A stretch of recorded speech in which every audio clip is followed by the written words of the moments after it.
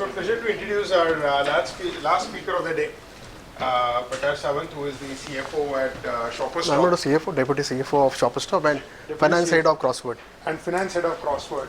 So I know Prakash for like exactly 48 hours, and we were together at the CFO Summit 2 days back at Hyatt Regency, where my CFO was a co-sponsor, and we got talking, and he shared his experiences with GST, and I was very impressed. Because the quantum of savings that he has been able to achieve for the company is really quite substantial.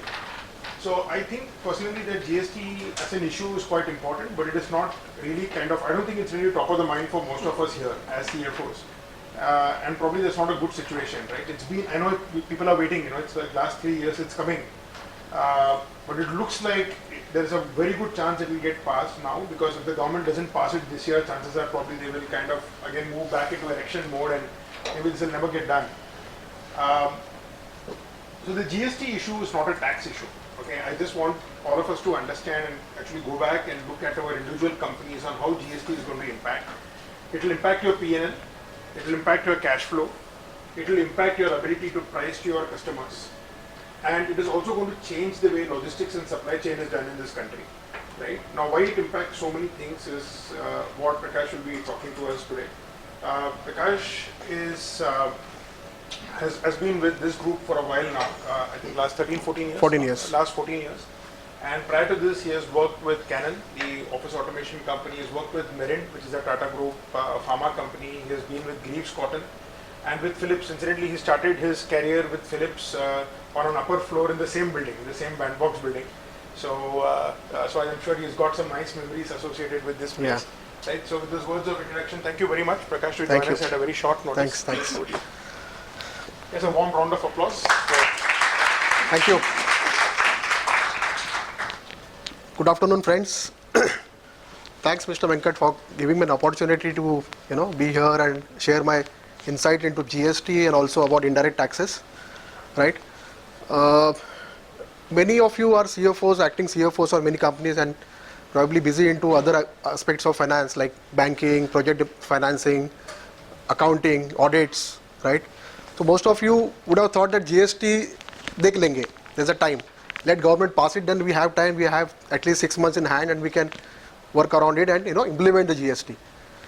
But in a large organization, what happens is that any change in the tax laws is impacting the systems, it's impacting the logistics, it impacts the business operation to a large extent. Because tax, with the tax, there is logistic which is also connected. If you have to set up different distribution centers, if you have to change the logistics setups, there is a cost attached to it. So it needs certainly it needs a planning much in advance, so that we are all prepared about the implications, and we will ensure that the tax implications and the expenditure, the financial implication of this change is minimum on the business. On the other hand, it can turn out to be beneficial for some companies, right? So we'll first look at what is current indirect tax system in India. So you know that there is a VAT. In 2005, we came down to VAT, value added tax, right? Prior to that, there was sales tax. So there were like each state charging local taxes, additional taxes, different names they had given to different taxes, and ultimately there is huge complicated tax structure in India. So good that finally we saw in 2005 we saw value added tax. So this value added tax is the tax which is applicable on sale of goods, right? The incidence is sale. So once the goods are sold from one party to other party, the VAT is applicable, right? The second party, when it sells the good to third party, he has to pay tax on the value of goods sold, but he can take set off on the input side. So whatever input VAT he has paid to the first party, right, that can be set off against the output VAT of the second party. It means the value addition, the tax implication is only on the value addition. So it actually is the life of many financial experts and the accounting experts. Then we saw service tax come in the life of companies. 2004, 2001, probably it was beginning, and they started revamping the service tax laws, right? The service tax laws evolved over so many years. In 2011, we saw, I think, a reverse charge mechanism in service tax. Most of you would be familiar. I think, I don't know how many of you are handling service companies here? Manufacturing companies? Okay, great. So we saw tax base widening, service tax base widening. They started adding different categories of services in the service tax net. Then in 2011, they introduced the reverse charge mechanism. 2012, they brought the negative list. So they says whatever is mentioned here, only that is exempt from service tax, remaining everything is taxable. Like earlier, like suppose your company closed down certain sale some unit, and you know, or of course on a sale there is no service tax, but suppose there is a right, trading right. So company sell the trading right and get a compensation. Prior to 2012, it was not service taxable. Post 2012, service tax came in. They said, okay, this is not a negative list, so this is giving up the rights, infringement on the rights, so tax is applicable, right? Or you get some compensation from someone, you say it is not a service where I provided service. But if it is not a, so it's not a sale, it's not a service. From 2012, service tax guy says this is taxable income. You have to pay service tax, right? This is how the service tax laws also evolved over a period of time. Now what we are able to see, like in a goods and GTA service, there is a reverse charge, right? So service tax is applicable on 30% of the good transport agent bill, which service recipient has to pay. Service recipient are the companies who take the service from the transporters, right? On the housekeeping security service, if the service provider is a limited company, right, then service tax has to be paid by the service provider only. But if it is not a limited company, service recipient has to pay service tax on a reverse charge mechanism, right? Today, if you see, there are a lot of complications in terms of certain duplicate taxes, like the double incident of tax. There's a VAT also and service tax on many accounts. For example, software. If you are buying a Tally kind of software, there is a VAT. But if you get the software developed, right, there is a VAT and service tax both, right? If there is a works contract, right, so if your company gives a contract to someone to build a factory, not build a factory, erect a factory.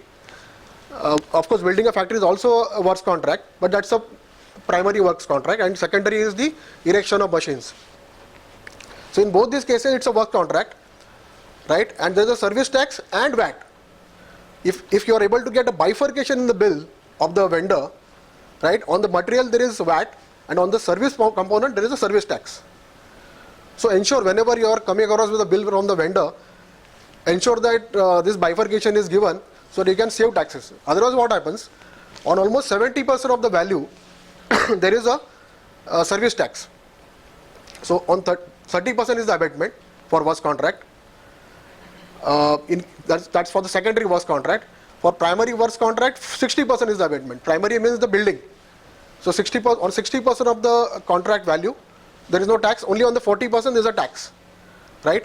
So if there is a bifurcation, the tax is applicable on the service component. Service tax is applicable on the service component, which is 40% or 30%, 70%, and VAT is applicable on almost 70 to 60 to 70% of the value of the contract, right? Right. So otherwise, if there is no bifurcation available, the service tax is applicable on 70% and VAT is also applicable on 70%. You get me? So almost on 70 plus 70, 150, 155% of the contract there's a service tax and VAT. Okay. So now coming to GST, what is going to happen in the GST? There will be unified tax, goods and service tax. So today we see entry tax, octroi, right, which is collected by the local authorities. There is a VAT collected by state government, excise duty which is collected by central government, custom duty, and CVD, countervailing duty, which is collected by the central government. So against all these there will be one GST, correct? So there are three components of GST: IGST, CGST, and SGST. IGST is interstate goods and service tax, CGST is central goods service tax, and SGST is state goods service tax. right?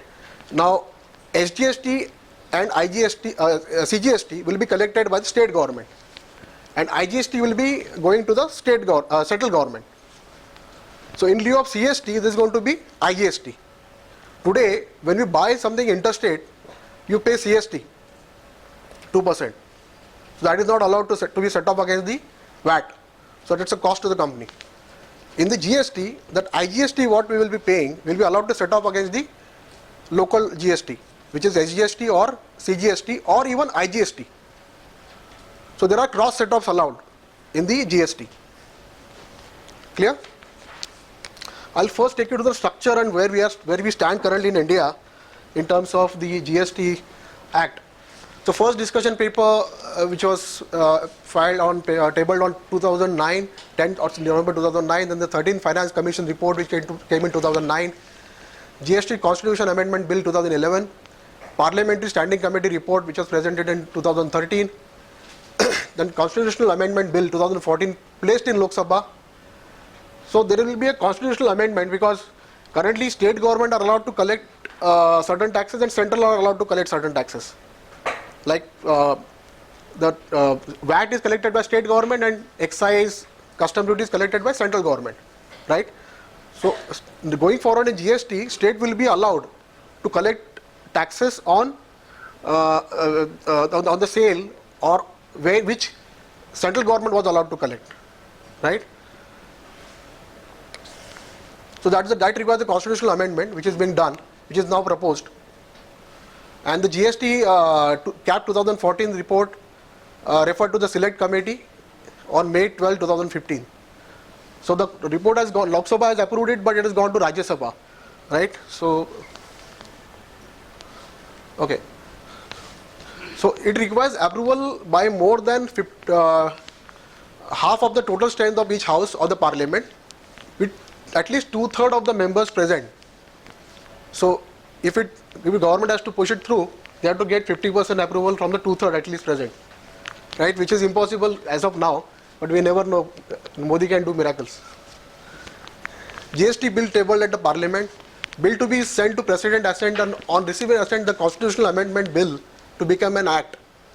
Approval by simple majority of state legislature, at least 50% of the state to approve. So this is another roadblock. After Rajya Sabha approves it, even state government have to approve. You know, with at least 50% of the states of India has to approve the GST Act.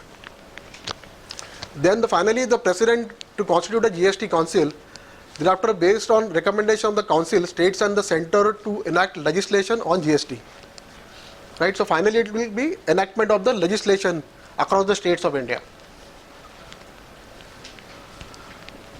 Now, what is the work of the GST Council? To recommend taxes, cesses, surcharge that may be subsumed in GST, to recommend goods and services that may be exempt from GST, right? To recommend model laws of GST, principle of levy of GST, and principle that govern the place of supply. To recommend threshold limit of turnover, rates including floor rates with bands of GST, any special rates.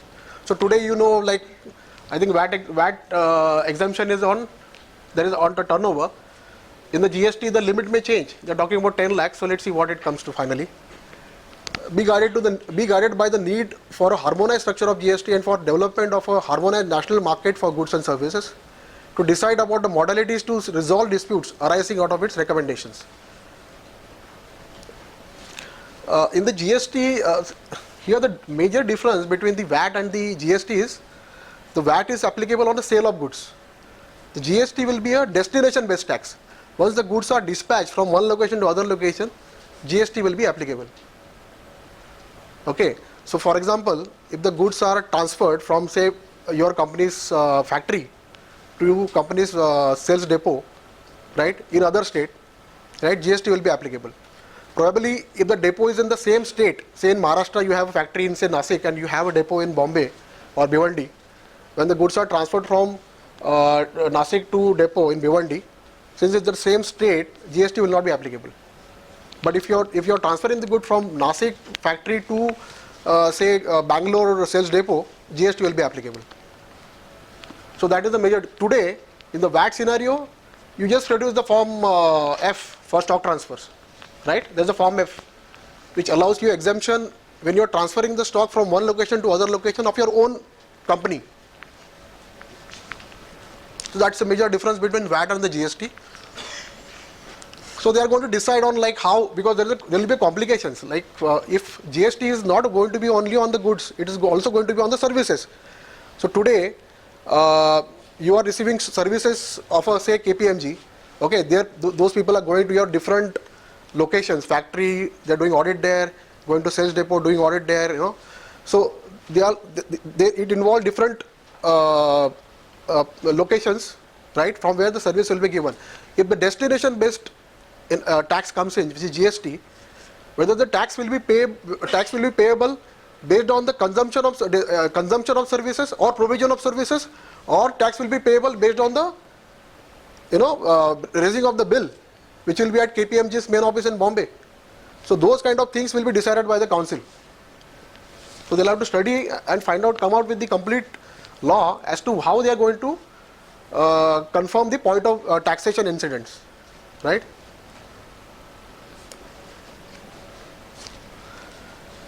I think this is all on the committees and all, so we skip this. These are the two committees which have been constituted by Union Finance Minister to facilitate implementation of steering committee, co-chaired by additional secretary, DOR and a member secretary, okay, and the committee chaired by chief economic advisor. So today many trade bodies, they are still digesting the whole thing, because there is no clarity on the RNR, revenue neutral rate. So they are talking about RNR, which is 18 to 20%, right? So hearing those news, many trade bodies like CMAI or CII or FICCI, they are representing to these committees. They are approaching these committees with the request that do not take the INR to 18%, 20% for our goods. For example, for ready-made garments, like I am into ready-made garments, so as of now there are options, like the manufacturer can pay excise and take input credit on the raw material or claim exemption. So most of the manufacturers are claiming exemption. They are not opting the route of input on the raw material, right? So today there is no excise on ready-made garments. In the GST, they are talking about 12% GST, right? So that 12% includes the VAT also. As of now, VATs on ready-made garment in many states are 4.5 to 5%, right? So 5% going to 12%, like 7% increase. That's phenomenal increase. Considering there is octroi entry tax in some state, like octroi in Bombay, which is 3%, and Bangalore there is entry tax I think 2%, and Calcutta also there is entry tax. So considering those 2-3% will be what? 5 plus 2, 7%, but 7 is going to 12% is huge. It is going to impact the industry. So there is a representation which is being made to these councils by various trade bodies to reduce the RNR for those goods of basic necessities like ready-made garments. Okay, so these are the levies which are going to be subsumed into GST.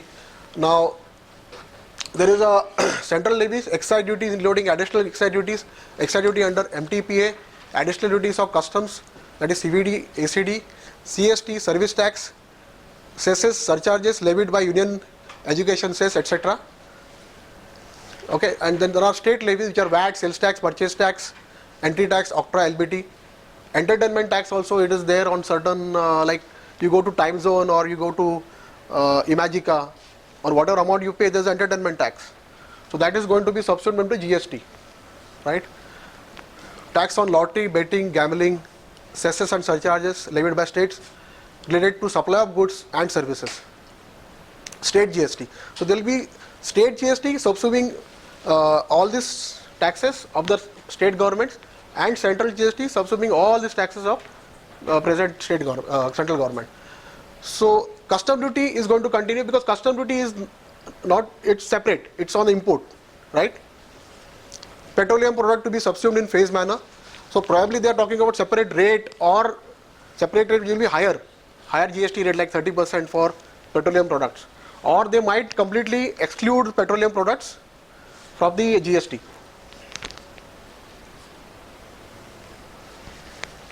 So every transaction would be subject to central GST to be levied by central government, state GST levied by state governments. an integrated GST IGST model to be proposed for interstate transactions. So like today's 2% will be replaced by IGST. Okay, rate of IGST CGST rate of IGST is CGST plus SGST. So for example, the lower slab of say 1 and 1 they are talking about for jewelry and artificial jewelry, gold jewelry and artificial jewelry. So that 2%, so 1 and 1 will be 2%. So in case of interstate sale of jewelry, the tax will be, the GST will be 2%, or 6 and 6 for garments, so 12%.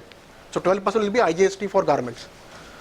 IGST to be paid to central government to retain CGST revenue, transfer the SGST revenue to the state government. So state government will get SGST and the portion of SGST in the IGST. GST to apply on supply of goods and services. So stock transfer of goods and services, self-consumption to attract GST. So even when there is supply of goods and not the sale of goods, so also on the supply there will be tax, which is GST, right? Or provision of services. On provision of services there is a GST. So today, I think prior to 2011, right, the service tax was applicable on, it is supposed to be paid on getting the money from the service recipient, right? Like you are providing service to your company, clients, you raise a bill prior to 2011, unless you get the service tax from your client, you need not pay it to the government. That was the scenario prior to 2011. So from 2011, service tax came on the accrual principle. So once the service is provided, either service is provided or money is received or invoice is raised, whichever is earlier, service tax is payable, right? Similarly, in the GST also probably they will bring the same principle. On provision of service or supply of services or raising the bills, GST will be payable. So place of supply to determine the relevant state for payment of GST on interstate supplies. So if you are supplying from Bombay from Maharashtra to Maharashtra, probably within the state, right, GST will not be applicable, but if the goods are transferred to other state, GST will be applicable. You may be aware of high seas, like there is a high seas transaction. You are aware? Anybody aware what is high seas sales?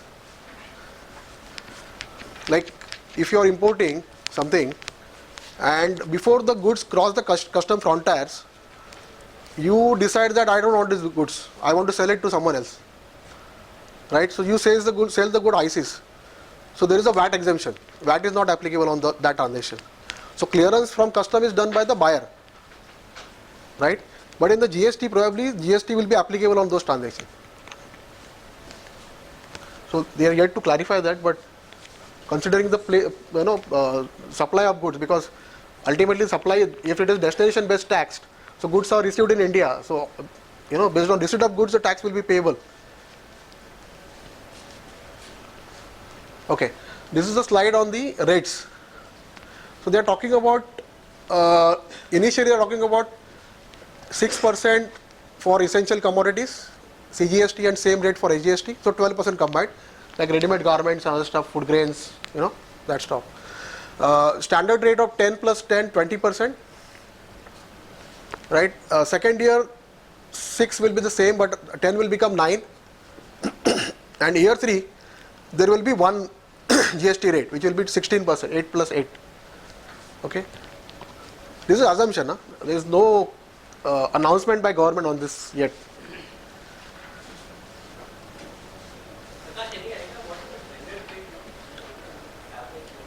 For GST.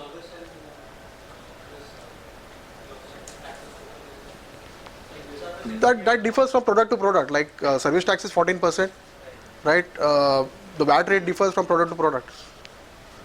Like garment is 5% or leather is 14% state rate.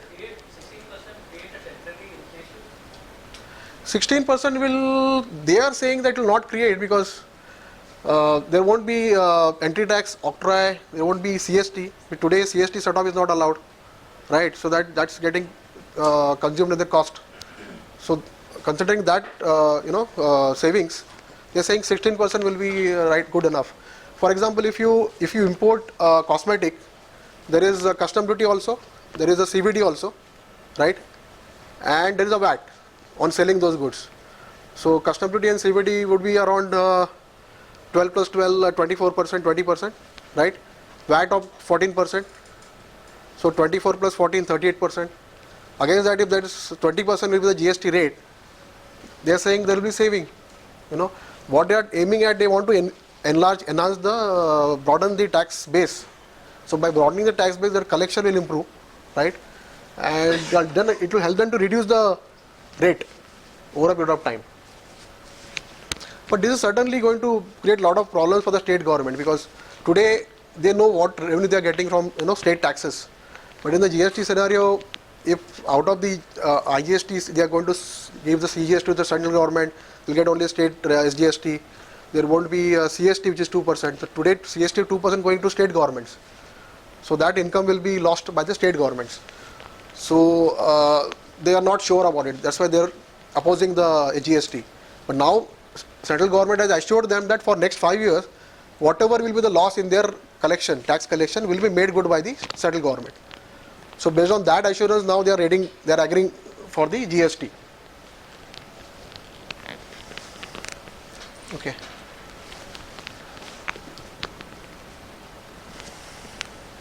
So there will be authority or freedom given to the state government to levy different tax rates for SGST.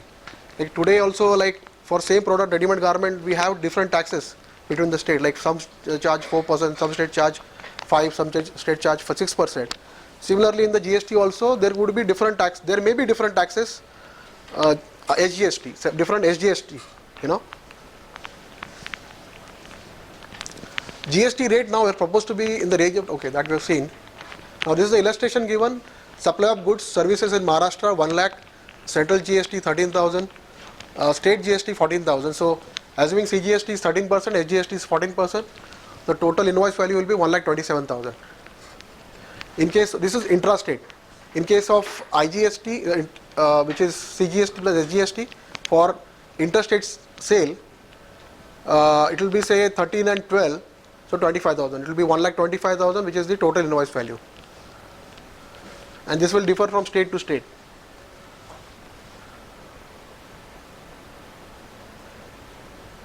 There is third point, no clarity on lower or merit rate for essential goods and services. So there is no clarity on that. They may give exemption or they may keep a lower rate on essential goods like clothing,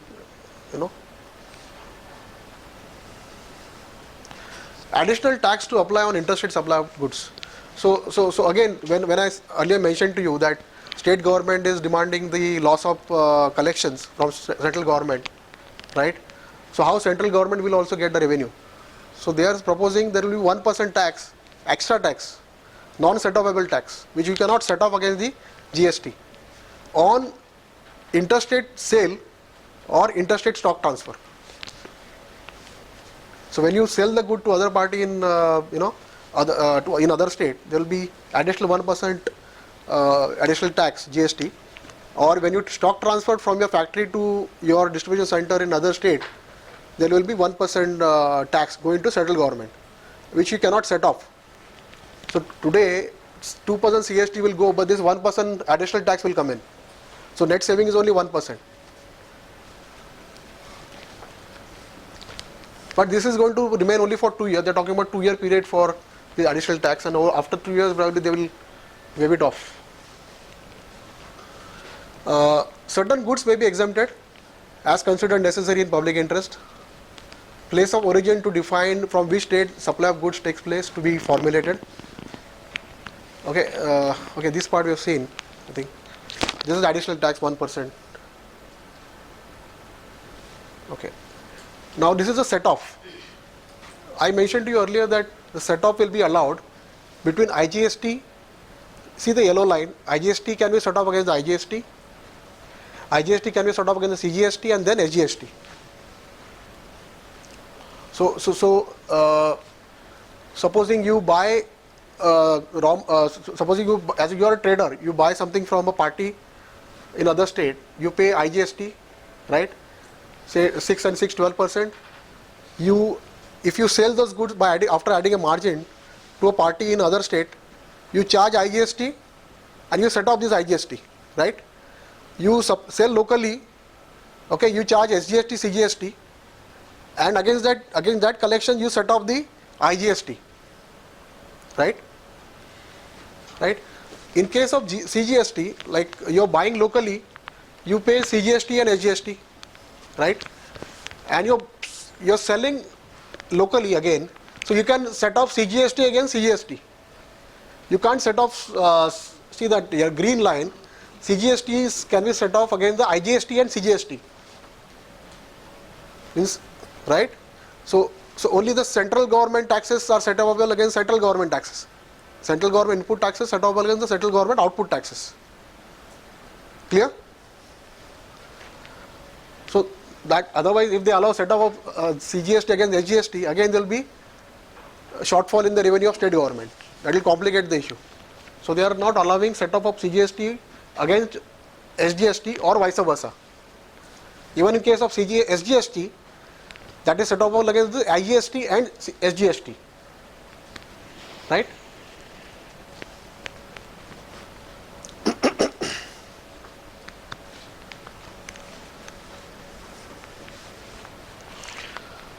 Okay.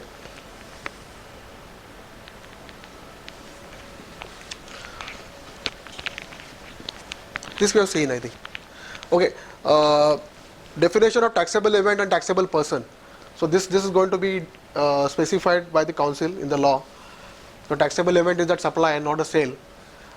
State would be permitted to fix their own, that we have seen, measure of levy including manner of valuation of goods and services. So today, like if I'm taking some property on the rent, I pay service tax on the rent, right? Of course, Shoppers Stop is challenging it. We have already gone in court fighting out the case. But service tax is applicable on rent. But if we say that we are reimbursing the landlord for the electricity bill, okay, there is a view that electricity is goods, and there are Supreme Court cases which says that electricity is goods, and on goods there can't be any service tax. But there is a valuation rule of service tax which says that if the main service, which is the renting, is a taxable service, then whatever is ancillary to it, which is like electricity reimbursement, housekeeping reimbursement if at all there, or common area management, that is ancillary connected to the main service, which is taxable service. So then this service is also taxable. So ancillary service is also taxable. So those kind of things will be defined, specified in the valuation rules of the GST. Okay, the basis of classification of goods and services, that will be specified. Procedure for levy and collection of tax. So the composite threshold of 1 million for CGST and SGST for goods and services proposed. So today also I believe for service tax the threshold is 1 million, right? Only for the VAT I think this is 5 lakhs. So most of the states have 5 lakh threshold, right? Export to be zero rated. So there won't be any GST on exports, right? Supply of goods, provision of services to processing zones in a SEZ expected to be zero rated. SEZ, Special Economic Zone. It appears that STP EOU may not get upfront exemption. Okay, supplies in course of import deemed to be at par with the interstate price of goods and services. This is what we spoke about, HISIS, right? Import of goods would be subject to basic custom duty and IGST. So basic custom duty will remain on import, right? But CVD will be replaced by IGST, and that will be, we will be able to set off that against the GST payable on the sale of goods. So today we are importing anything, we pay basic BCD, basic custom duty, and CVD. That CVD we are not allowed to set off against the VAT. So going forward, GST will be able to set off that against the GST payable on sale of goods, right? So these kind of benefits are accruing to the organizations, in the GST regime. Import of services would be subject to IGST. SGST portion in IGST to accrue to state consumption that we have seen. Central exemption. Today there are exemption like backward area exemption for Himachal Pradesh and Baddi and all that. You may be aware that there are many manufacturing factories in Baddi. If you go to Baddi, you will find huge industrial area, and they are claiming exemption from income tax and the VAT, right? So those exemptions will be stopped, but the continuing those parties who have already got exemption, those that will continue for till expiry, which is I think 5-year period, right?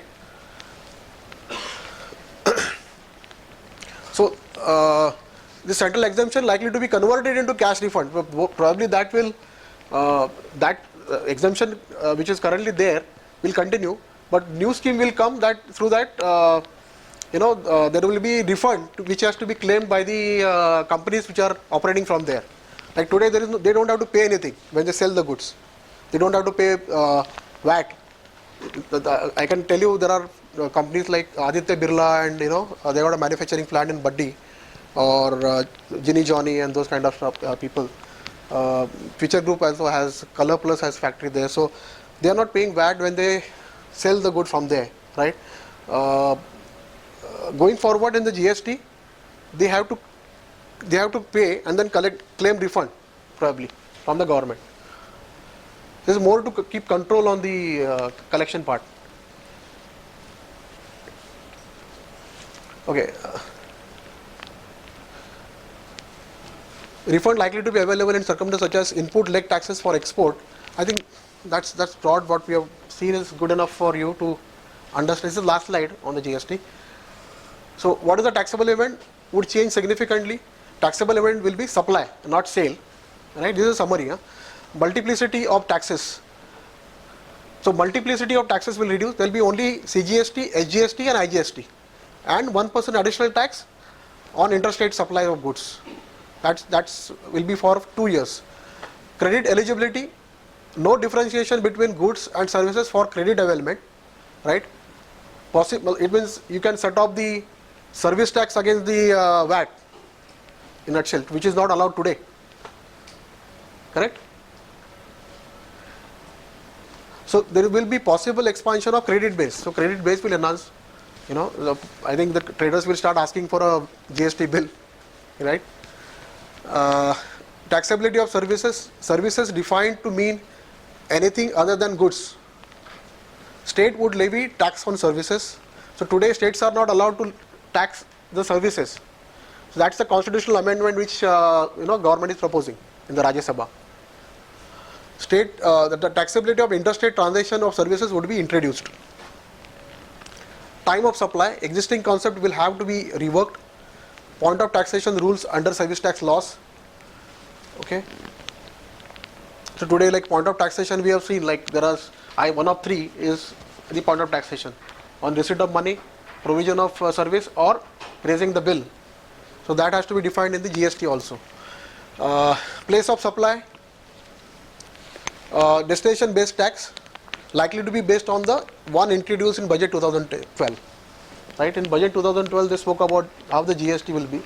Probably that model will continue. Exemption either be withdrawn or be converted into refund mechanism. Right? So you pay and then claim refund. Okay. Okay, this is about the GST. Like I'll take you through the if you are a CFO, you should know what preparation you need to do for GST. So you can tell me what all you will do. Like if in your company, suppose, okay, like before that, to work out the business implications, the financial implication of the business, what do you do? I think profitability will improve, but cash flows will become more difficult because all those taxes which I was earlier debiting to my P&L will now become a cash flow item because the rates are going to increase. So profitability in the business will improve, although cash flow may be not so, will not be in the profitability.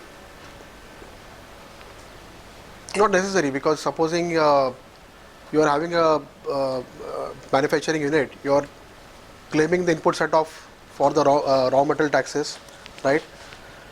Your investment in the taxes will increase. because that 5% will go to 12%, right? For an example. But then, if you're able to supply that regularly, your investment will also come out fast, na? But taxes like CST or entry tax or octroi, that will not be debited to P&L. That's a clear saving, right? What else? I think you'll have to think of what, as of now, you need to do, because now broadly you know what is going to happen. So you should start thinking of what first you'll have to work out implications, business implications. For example, if I'll tell you what we have done. We have worked out what are the taxes that we pay currently, right, on the purchase side. So I'm buying various merchandise from various vendor, which are spread across the country and also overseas, right? So whatever CST or input VAT we pay, we capture through various LCF, in the system.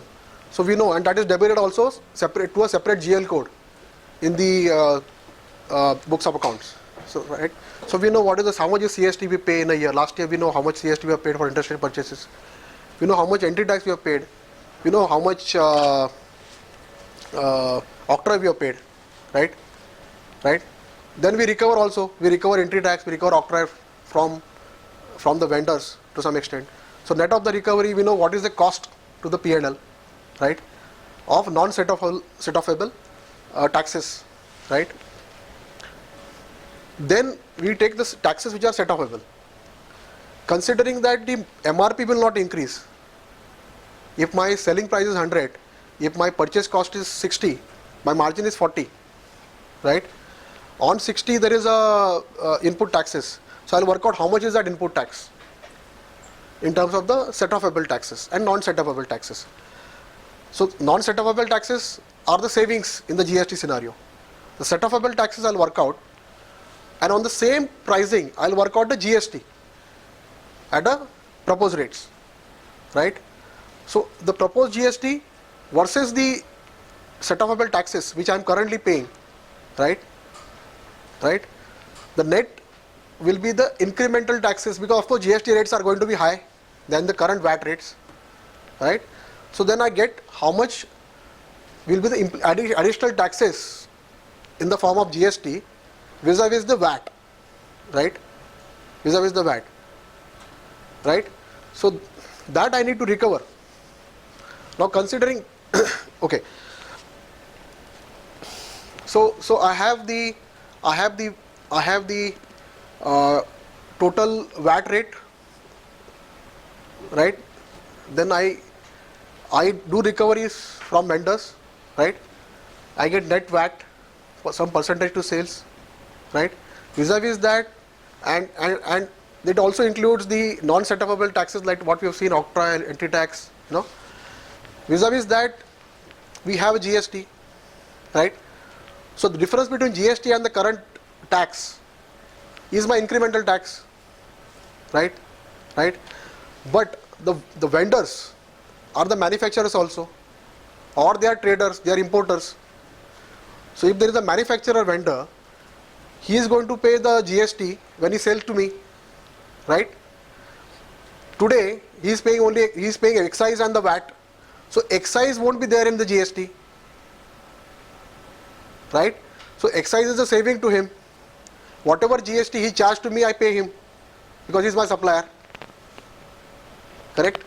And that implication I am working out through that separate working, how much will be the additional GST financial implication for GST, right? So why should I pay up that why should I bear that cost when vendor is saving excise? So definitely I'll ask vendor, you please reduce your selling price to me, okay?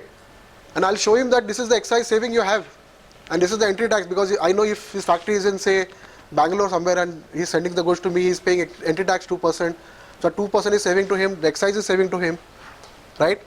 So I'll tell him, please reduce that cost, reduce that selling price. He may, if he's smart enough, he will tell me, you're also saving many other things, which I'll come back to you, okay? So again, it will come to a boiling point of negotiation with the vendors. If you're smart enough, you understand the tax cost of your business, and tax cost of your vendor's businesses, right? You can convince him and get the extract maximum from him, and that is how you are going to increase your profitability. I'll come back on the important point. Now there is a service. Yeah, ji, please. Yeah. Get some numbers. Let's say my purchase price is 100 and I had a non-ratable component of 2 rupees and a ratable component of 4 rupees. So effectively, my cost was becoming 104 rupees from P&L standpoint. 102 rupees from a P&L standpoint. Like 2 rupees is, I'm not getting the credit, 4 rupees I'm getting the credit. Okay, so 102 rupees becomes my cost. Now in a GST environment, the entire 16% that I pay. So when a supplier invoice comes as 100 plus 2 plus 4, 106. My cash outflow is 106. And 4 rupees I can claim as a set off against my liability, sales liability. In the new setup, it will be 100 plus 16. So it will become 116. Yeah. And that entire 16 is available as a set off against my liability. So it looks to me like I understand the point about 100 itself reducing to 90 or 85 or whatever. Correct. So Correct. saving. Correct. But without going into that, it looks like just on 100 days, I'm going to be cash negative because I'll have to now I have to pay out 116 where I was earlier paying 106. I have to pay out 116. Correct. But I will be P&L positive. That's right. My cost is 100 Correct. and not 102. Correct. So and this makes a very important assumption. Yeah. That my purchase price remains the same. Yes. So is that a fair summary? Yeah, that's a fair summary. It means your investment in the tax is increasing. If you are able to clear the good faster, that investment will be crystallized, liquidated faster. You'll be getting back that money faster from your customer because you will be selling that good to your customer. Fair enough. But But that's if a till question of inventory turn. correct, That's a separate question of inventory. sure, But prima facie, it looks like my investment in working capital could potentially go up. correct, Correct. correct. But that is the precise point. If you are buying from a manufacturer, that 100 should be 90, na? Because he's now in the GST, he will not pay the excise. So if he is reducing that 100 to 90, ultimately your investment will remain same. Fair enough. So your point is that this calculation has to be done. Yeah. Correct? Yes. Yes. Yes. That calculation needs Correct. to be done. Correct. But from your experience, vendors are willing to engage with you on this conversation, or they are saying, boss, we have to look at it when See, as of now, the vendors are not talking to us, but we are preparing our workings, vendor by vendor, as to what will be, because we know who is the manufacturer, who is the trader, who is the importer. So we are keeping the working ready. Space going to get affected because earlier the octroi and entry tax still relevant. The warehouses and all were still beyond the tier 1 stage, like still beyond the Lexar area. Now because of octroi and entry tax and similar the transport tax getting merged with GST, do we see that all these warehouses under retail? Absolutely. There won't be any importance of Bhiwandi and all that. You can have wherever your cost is low, you can, and if it is closer to your destination of sale, you can keep your warehouse. There won't be entry tax, there won't be octroi. So you can, even if you have a space in Bombay and that is helping you to improve your sales efficiency, you can have a warehouse in Bombay. Okay, so now that landscape will change, right? Because That landscape will definitely change. here they are Yes, corporate yes, offices. yes. Also, what is happening today is that most of these big companies they have warehouses in every states, because when they sell the goods to distributor, right, locally, the distributor is paying the local taxes, and he is able to claim set off of that, right, right. Whereas against this, if they are supplying from other state, there is 2% CST which is not set offable. So that to avoid the 2% CST cost and to improve the supply efficiency, they are keeping the warehouses in every state closer to their distributor and all that, But in the GST, the 2% CST will go. So whatever IGST is payable, that is completely set offable, right? So the tax will not decide the logistics setup, right? The logistics setup will be decided by the supply efficiencies. That will be there for 2 years, only for 2 years. All entire India, across state. Within the state, Across states, only across states. Yeah.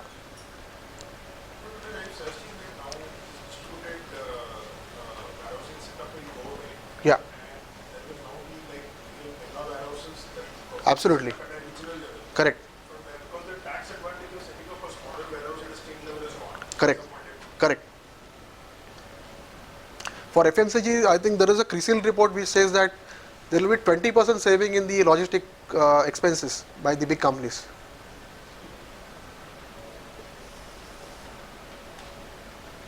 They will be consolidating the warehouses, when the warehouse is big and, one of a large scale, the cost of the warehouse cost will be lower.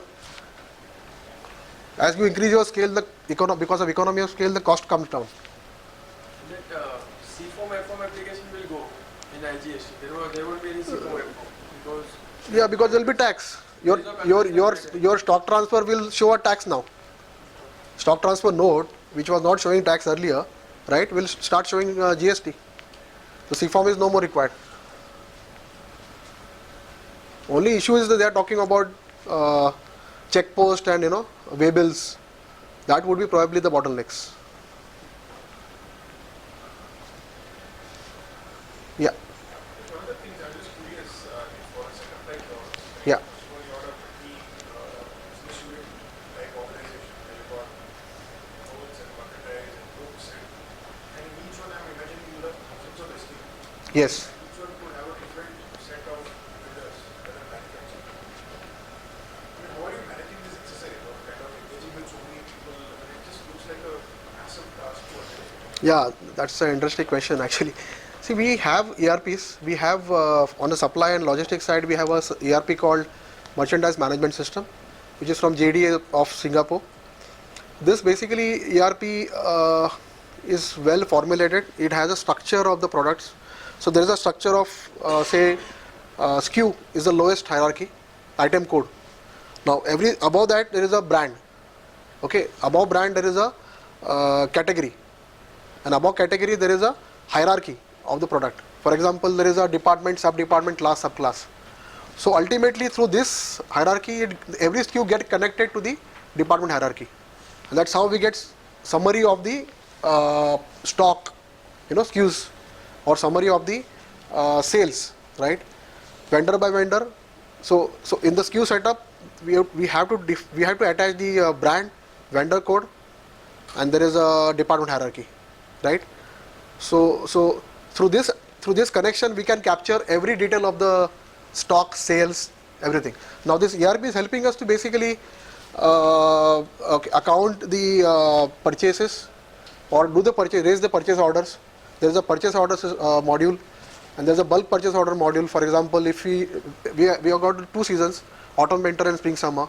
So for every season, 3 months in advance, 4 months in advance, we start raising purchase order on the vendor, and these POs are jumbo POs.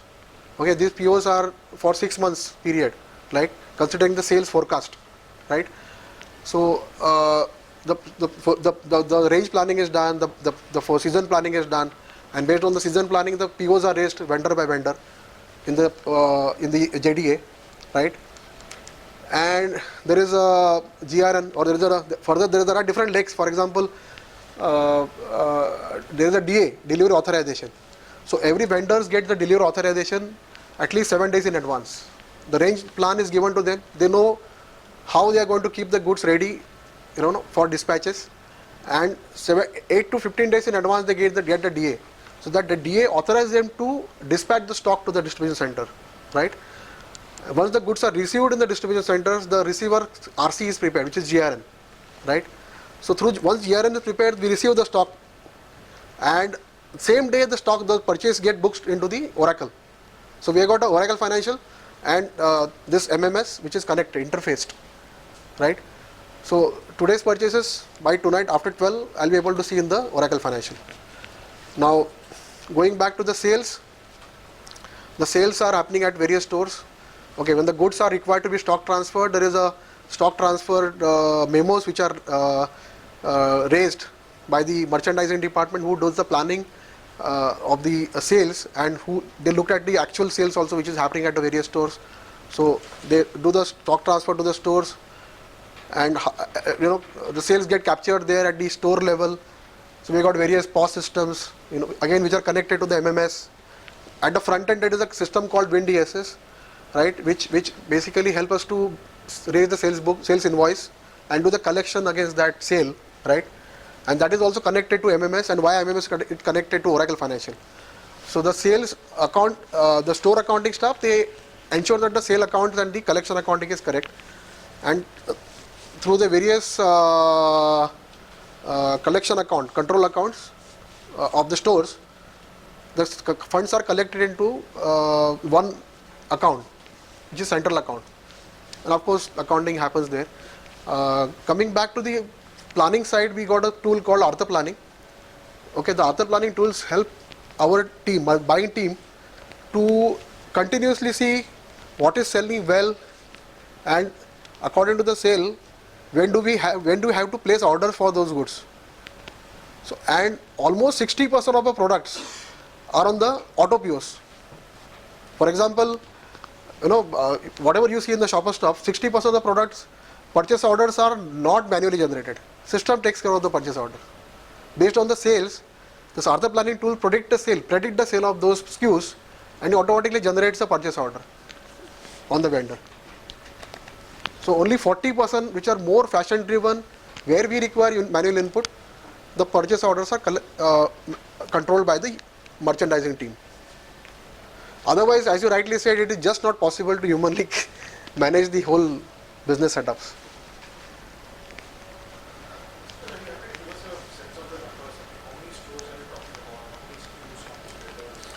We have close to about 40 lakh SKUs, and we have close to about 6,000 vendors.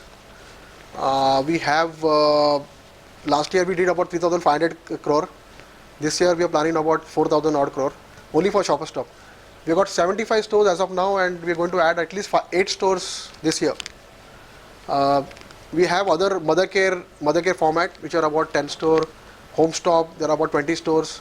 Crossword, own store about 50. Hypercity is another subsidiary company which has about 15 stores now, and they are opening 4 more stores this year. So all put together, I think we have about 250 odd stores across the country, including the specialty stores of Mother Care, Mac, Clinic, Estee Lauder, Bobby Brown.